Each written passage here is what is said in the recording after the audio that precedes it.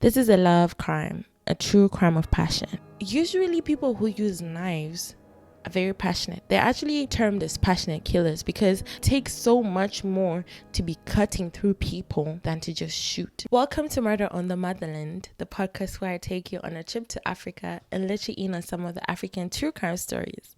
If you're listening on Apple Podcasts, Spotify, or wherever you listen to this podcast, hi, thank you for coming. Today's episode is, what they call befeeding episode?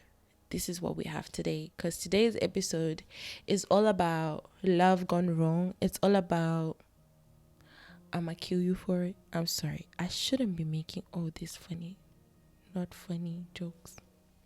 Today's case takes place in the lovely, beautiful country of South Africa. South Africa is located in the southern part of Africa, close to the bottom. Actually, it shares a border with my country. I myself have visited South Africa once or twice. Twice actually. South Africa is very diverse. It's diverse in humanity. It's diverse in its fauna and flora. It's very diverse. They do have a few beaches around their country. It's a very, very beautiful country.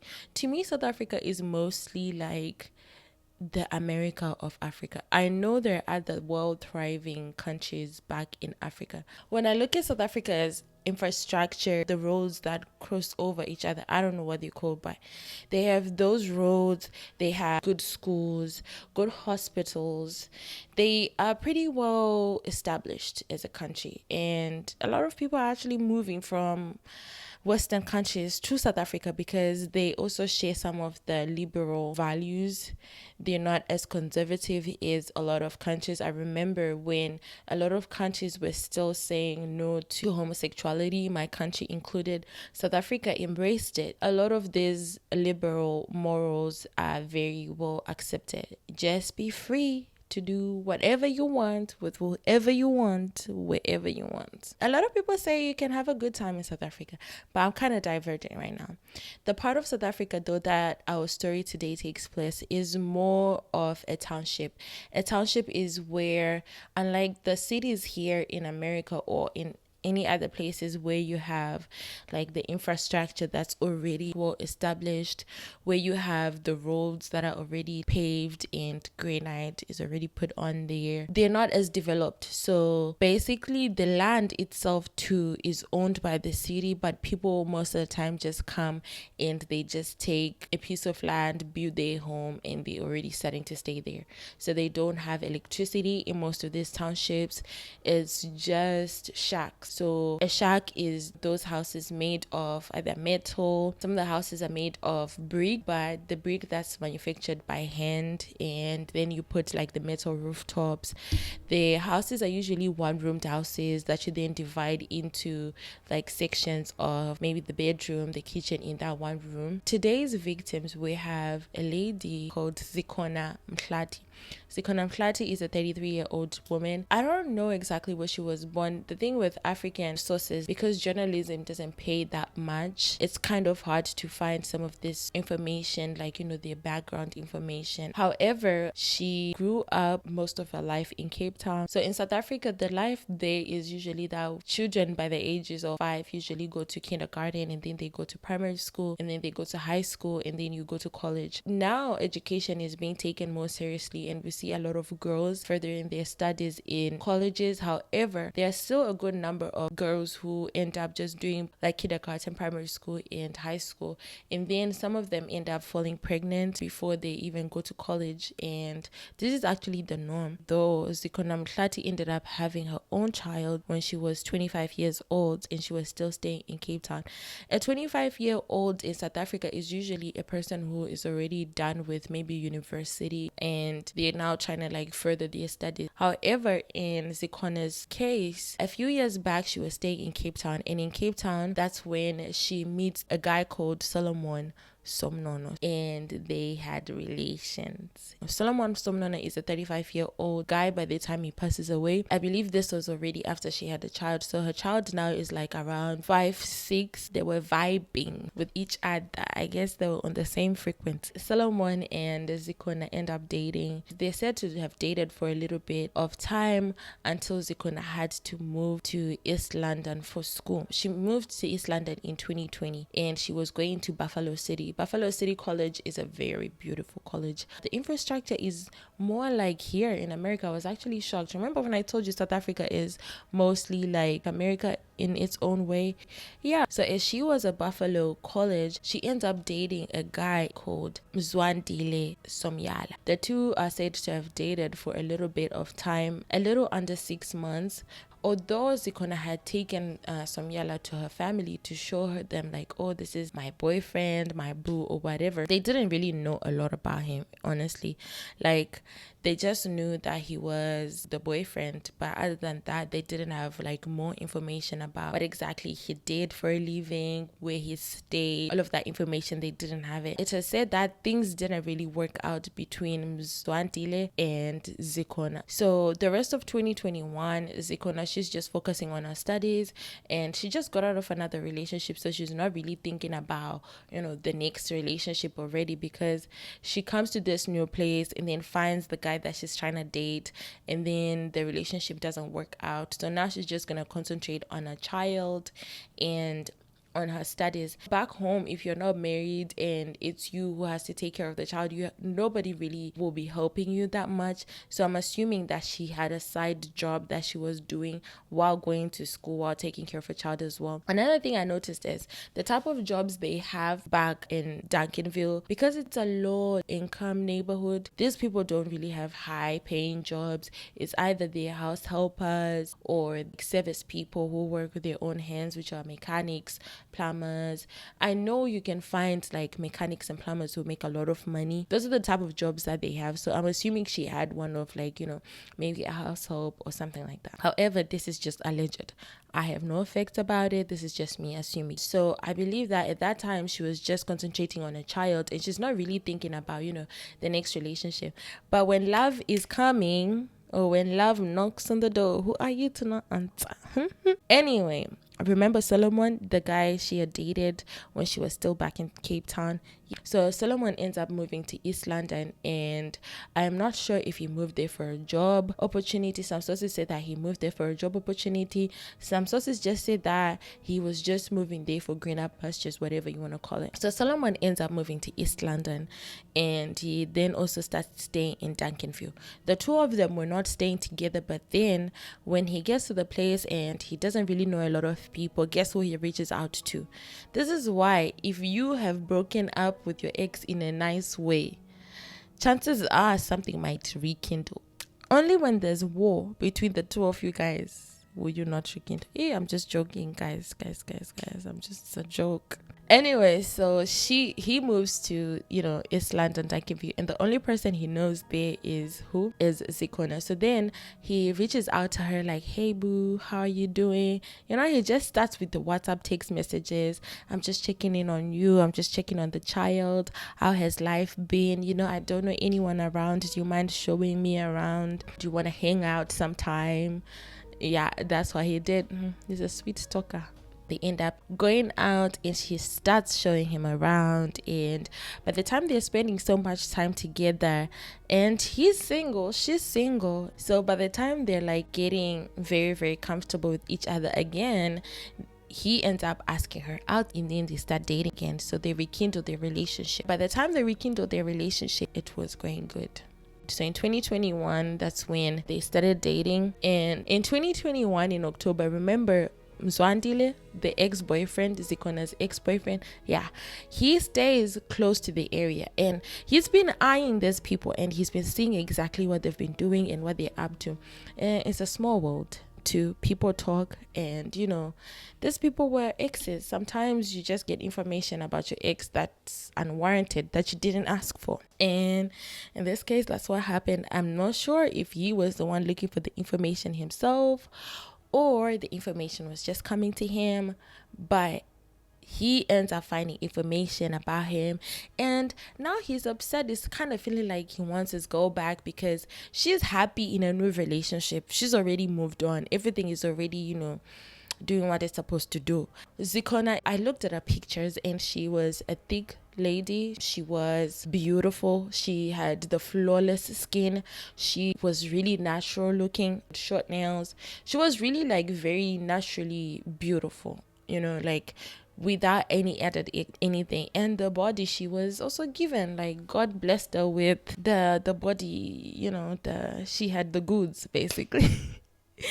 But yeah, from what I saw, she was a really pretty woman. I'm guessing this is the time when Mzwandile is seeing this too, and he can see like how she's glowing and how the other guy is just enjoying what he used to enjoy. In 2021, in October, I guess this is a time when Mzwandile was now just doing too much.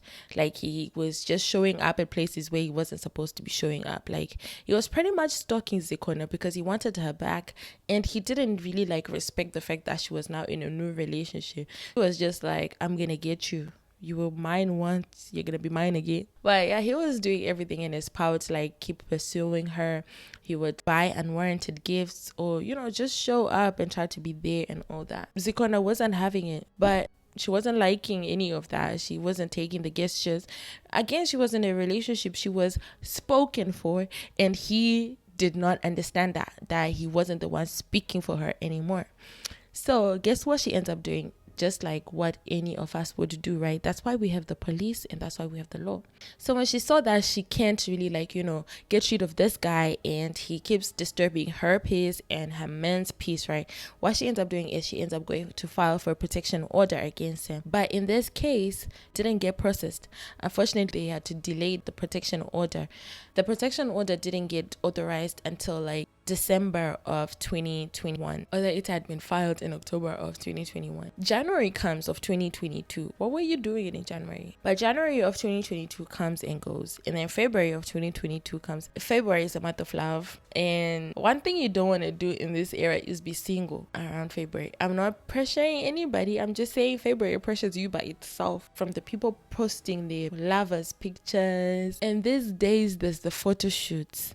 Guys, so February approaches and I'm guessing everybody's in the spirit of love except one guy, Mzwandile. Remember Mzwandile, who's still trying to get his ex-girlfriend back. So in February, after Valentine's, February 18th, which was on a Friday. So this Friday afternoon around 12:15 p.m., it is said that Mzwandile gets to Zikona's house, which is where the couple were at that point. I do not know if they were now residing together, but I just know that this is where Zikona and her daughter stayed, but her boyfriend was there at the house.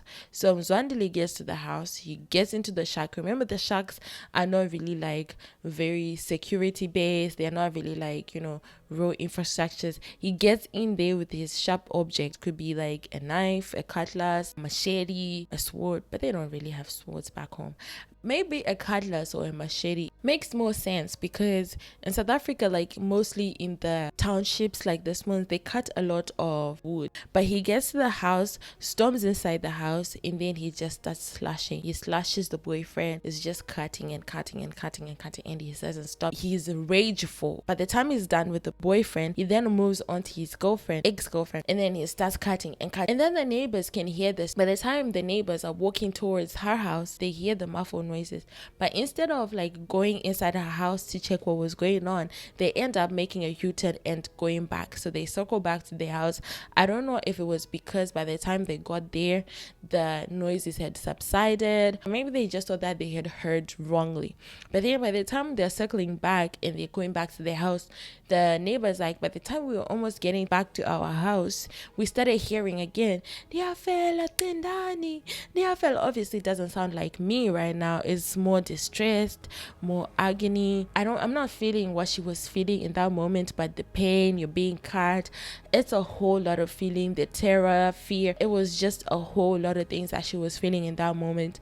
And by the time the neighbors get to the house and they're trying to get inside to like help her and see what was going on, the guy was gone. gone. Mzwandile had escaped. Now they're just calling out for help. Somebody call. I don't know if they have 911. I need to check. But they're calling for help, and then they end up calling the police to come, and then the police come. So this didn't even take time. He just got in, slashed them, and he left. To me, it was like, what triggered him? Like, I guess he had seen that he can't get her back anymore, and she just keeps saying that she's in this relationship to stay. She doesn't want to go back to him. So the protection order, I think it might have been one of the things that triggered him to go and murder the two people. The cops come. At that point, while they're waiting for the crime scene people to come and process the scene, this occurred around 12:15 p.m. and it was on a Friday afternoon. And Zikona, she has an 8-year-old daughter that she was staying with. At this time, she's leaving school now and she's coming back home. So she was walking from school to her house. It was just a walking distance that wasn't like that long. So she's going to her house, and then she sees that around her house are a lot of people, but she's not allowed to enter because the people around her are like, oh no, you can't enter. They're trying to like protect her so that she doesn't see the gruesome scene that was inside the house. By the time they're protecting her and trying to shield her from seeing what was inside, they end up taking her to her grandmother's house, who stays closer to where she stayed. So they get to their grandmother's house, and then they tell them what's going on, and then she's supposed to take care of her. But instead of doing that, the grandmother also leaves and runs back to the house because she's already been told about a tragedy. So it so happens that when the grandmother goes back, the child also leaves and goes. They say that they don't know how she snuck out and went, but then if she didn't have anyone looking over her and watching over her, and this is where she didn't stay, she doesn't know what's going on, and her routine every day is to go back home, that's the same thing that she would just do. So she ends up making her way back home where she's not allowed, and she sneaks inside. I don't know, like, what was the crime scene? Like, why wasn't anybody on the door trying to, close the door or whatever? But hey, who am I to judge?